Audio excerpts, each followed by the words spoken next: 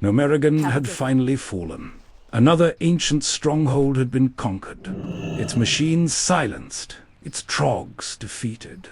But for Oe and Vol, rest was never part of the plan. Their next destination lay far to the west, far beyond the familiar lands of the Alliance. Once again, the deep-run tram carried them toward another adventure.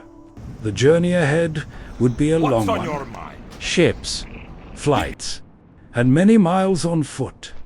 Across the sea, Theramore awaited, one of the Alliance's last great footholds on Kalimdor. Beyond its walls, the world quickly became much less welcoming. Civilization faded behind them. The road grew quieter and considerably more dangerous. Dustwallow Marsh offered little comfort. The air was damp, the wildlife unfriendly, and nearly everything seemed determined to bite something. Back in the Barrens, a place Oe and Vol remembered well from an earlier expedition, this time they decided to keep their clothes on. It was noticeably colder than before. Perhaps the seasons had simply changed. Their destination soon appeared on the horizon. A sprawling fortress of thorns, home to the quilboar.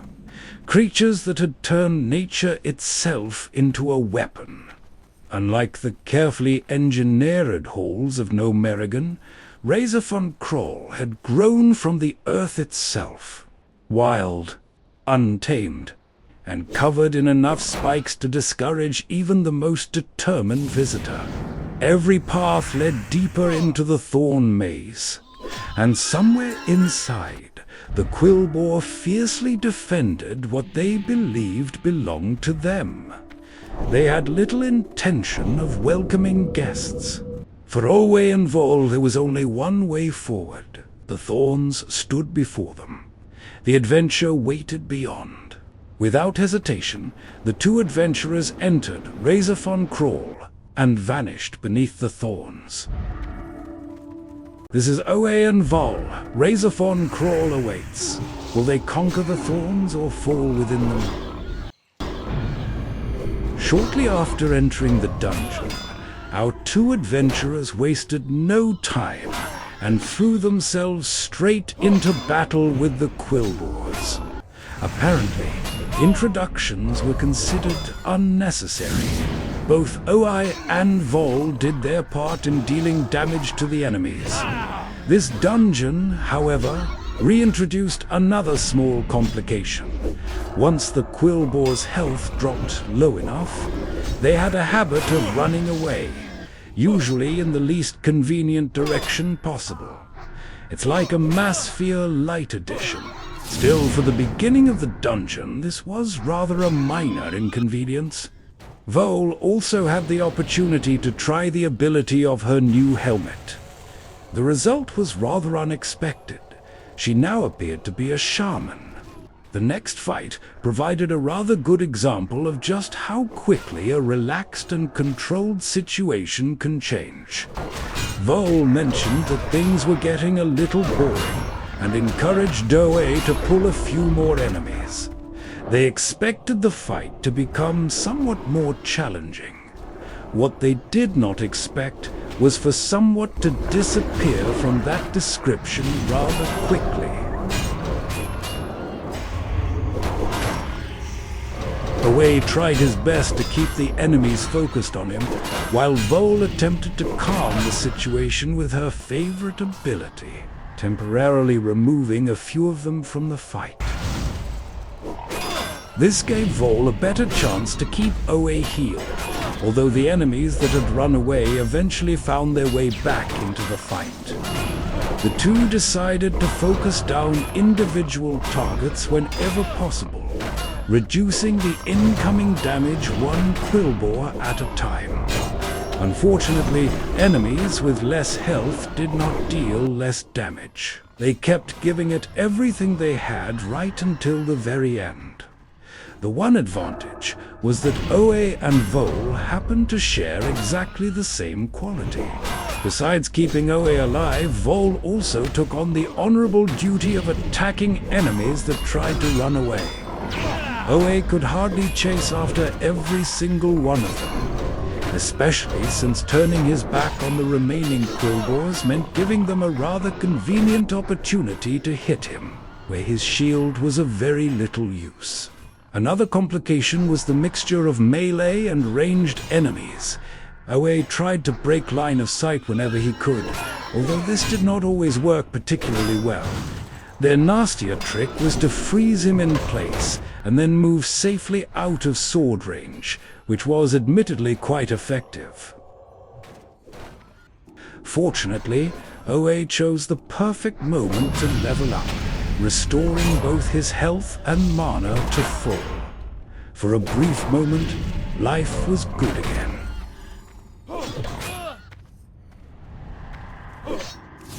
One by one, the two adventurers defeated more of the quilboars and, much to their own surprise, the situation slowly returned to something resembling control.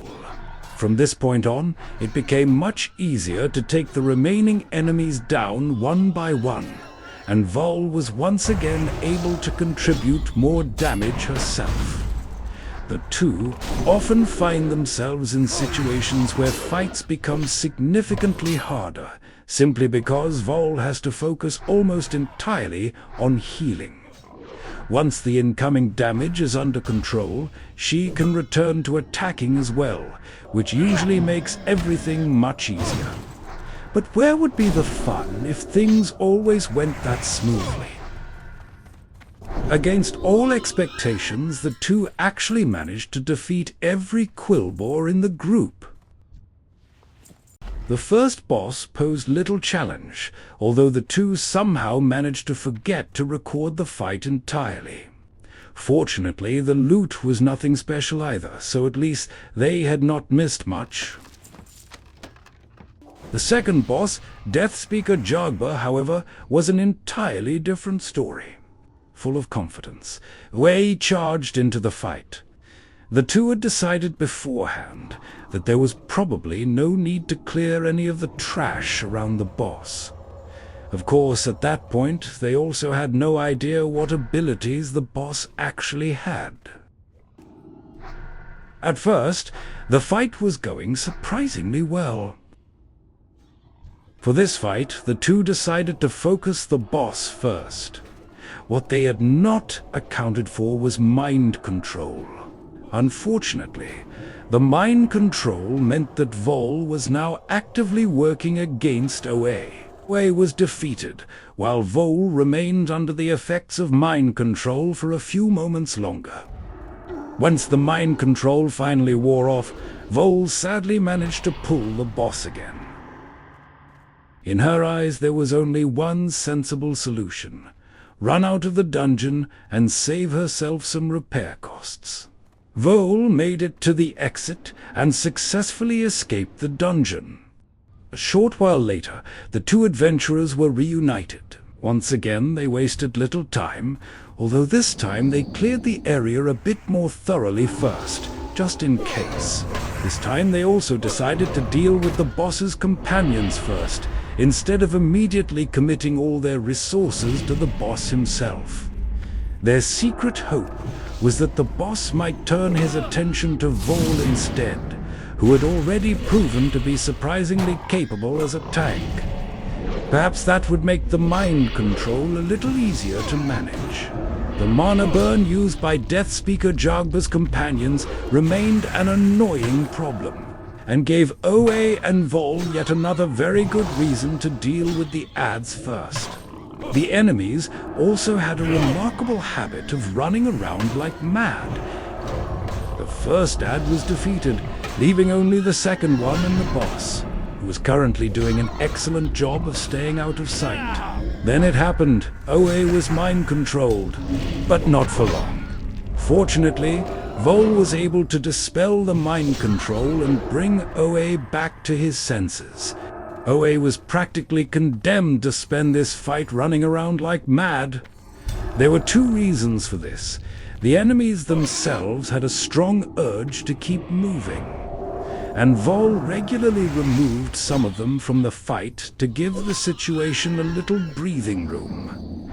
At this point, clearing the surrounding area so thoroughly beforehand was definitely starting to pay off. The two had definitely learned how to handle the boss by now. Their highest priority was making sure Vol was not the one getting mind-controlled. And whenever possible, they tried to prevent the boss from finishing the cast at all. Whenever he did manage to finish the cast and Oe became the target, Vol dispelled the mind control almost immediately. Mass fear also continued to play an important role as the two slowly worked their way toward defeating Jargba. Not long after, the two adventurers defeated Jargba. The loot, however, was once again rather disappointing. At least they had found something to disenchant. Still in search of better loot, the two wasted little time and made their way toward the next boss, who was practically just around the corner. Naturally, another group of quilboars stood in their way. This particular variety had the unpleasant ability to temporarily reduce OAS armor by a considerable amount, which meant a little extra work for Vol, the resident loot magnate. Ironically, despite her reputation, she had not received any useful loot at all that day. Oe considered this perfectly fair. After all, she had already used up more than enough luck in Nomerican. After dealing with the enormous group at the beginning of the dungeon, the two now approached things in a much more coordinated manner. This was especially sensible because Oa's shredded armor meant he was taking noticeably more damage than before. The two defeated the group without any further trouble. Their general arrangement was simple. Vol dealt with the totems that quilboars placed, while Oe focused on doing as much damage as possible. Admittedly, that still was not much more than Vol was doing herself. The two now stood before Overlord Ramtusk, who was once again accompanied by a small entourage of two additional enemies. This time, Oe and Vol decided to deal with the ads first. And right in the middle of it all, Vol got a level up. Perfect timing. With the first ad defeated and Vol enjoying her freshly gained level, the two turned their attention to the second one, which fortunately did not seem to have all that much health left, or better saying, its health pool was not of a big size from the beginning. Now only their main target, Overlord Ramtusk, remained. Unlike the previous boss, he had no unpleasant surprises waiting for them. This one was refreshingly simple. Oe tanked, and both of them hit him. That also gave Vol plenty of room to show off her damage, which was hardly insignificant even under normal circumstances. Here, she was essentially a full damage dealer, interrupted only by the occasional bit of healing required to keep Oe alive. Ramtusk's axes whirled around Oe from both sides, although they did little to change the outcome of the fight. What was rather disappointing once again, however, was the loot. Oe had been hoping that Ramtusk might drop a helmet for him as well, after Vol got hers in Nomerican. Of course, Oe was not going to let a little disappointment like that slow him down, and it was not long before the two continued on their way. After all, even items destined for disenchanting had a purpose. The armor-shredding quilboars, this time only two of them and without any additional company, were naturally no great challenge for the pair. And once the fight was over, they were even rewarded with a small surprise. Staff of the Shade. According to Oe's information, this little surprise could be worth quite a considerable amount of gold. With the pleasant thought of potential riches still on their minds, the two soon found themselves inside a cave. And this cave came with its own particular problem: bats. If bats were known for one thing, it certainly was not being friendly toward classes that relied on casting spells. The two managed the situation quite well, with Oe making an extra effort to keep the bats focused on him. With good timing, Vol even managed to unleash one of her infamous mass spheres.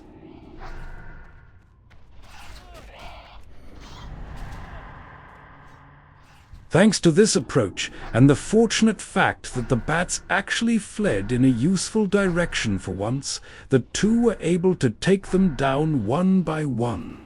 Oe, however, was understandably less enthusiastic about being silenced so often, and having to wait before he could use his abilities.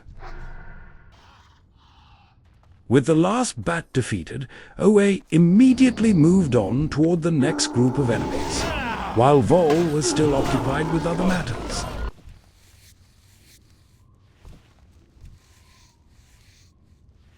Once she had finished skinning the bats they had just defeated, Vol finally joined the fight as well, announcing her arrival with a good old mass sphere.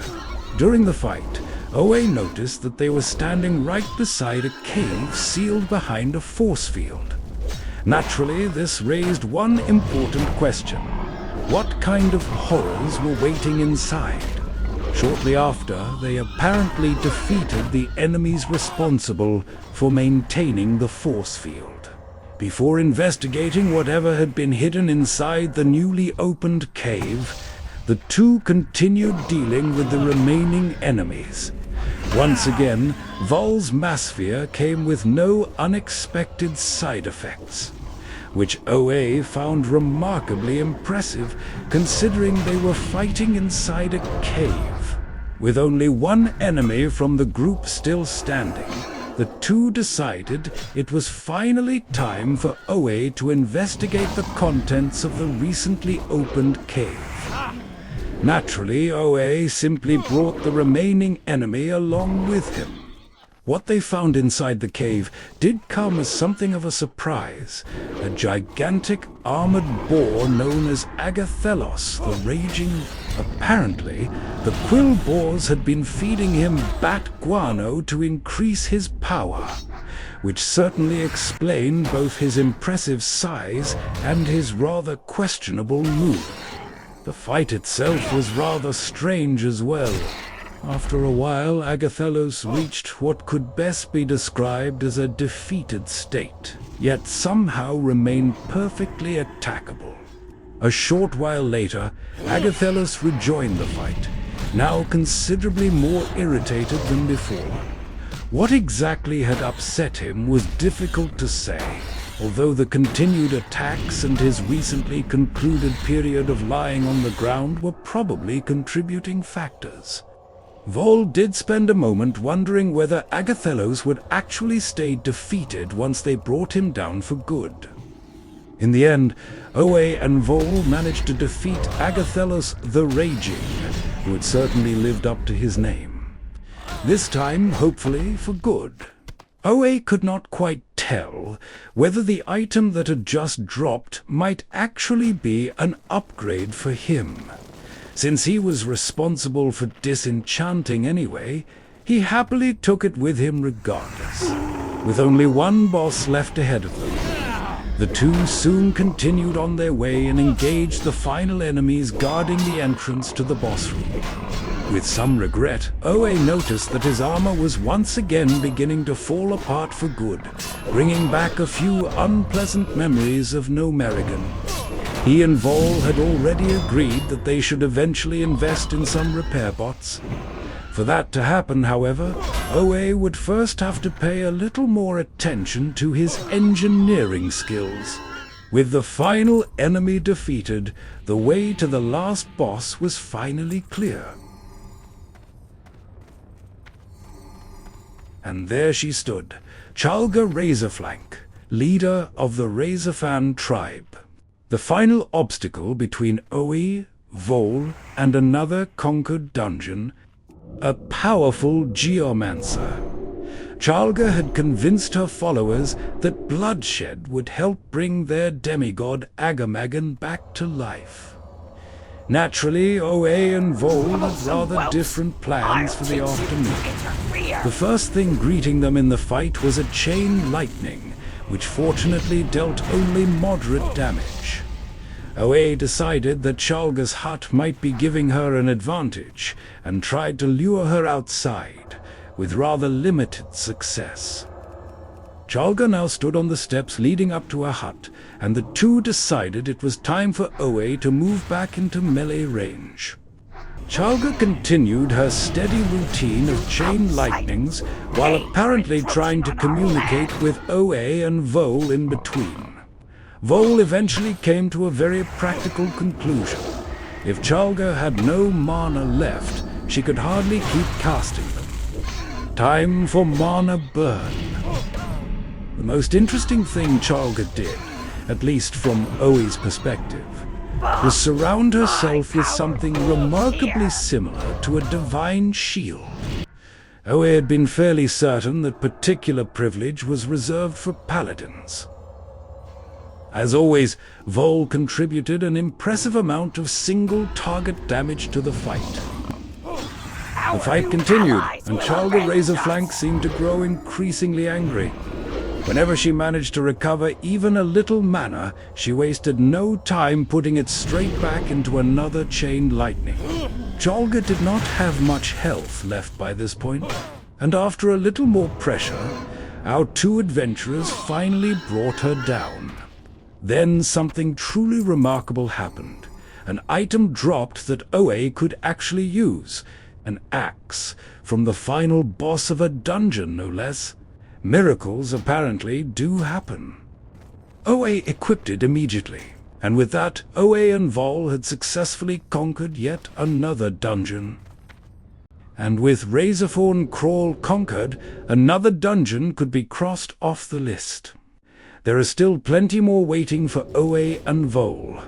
So subscribe to the channel and follow their journey to make sure you do not miss the next adventure.